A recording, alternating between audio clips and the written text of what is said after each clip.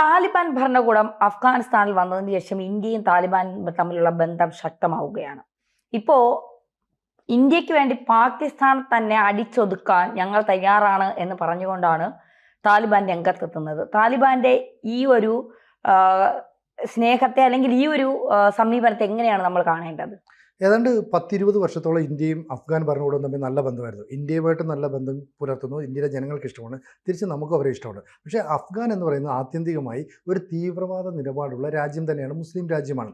സ്വാഭാവികമായിട്ടും താലിബാൻ അവിടെ ഭരണകൂടത്തിൽ അല്ലെ അധികാരത്തിലേക്ക് എത്തുമ്പോഴൊക്കെ തന്നെ മുസ്ലിം മത നിയമങ്ങൾ കർക്കശമായി അടിച്ചേൽപ്പിക്കും. ഇപ്പം മുസ്ലിം പെൺകുട്ടികൾക്ക് പഠിക്കാൻ പറ്റില്ല, സ്ത്രീകൾ ഒറ്റയ്ക്ക് പുറത്തു പോകാൻ പാടില്ല, ഇങ്ങനെയുള്ള പല കാര്യങ്ങളുണ്ട്.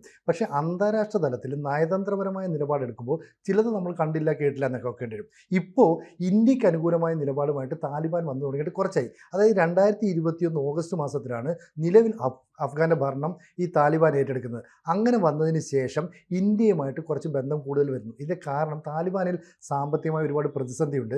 നമ്മൾ അരിയും ഗോതമ്പും ഉൾപ്പെടെയുള്ള ഭക്ഷ്യസാധനങ്ങൾ നൽകുന്നു, സാമ്പത്തിക സഹായം നൽകുന്നു.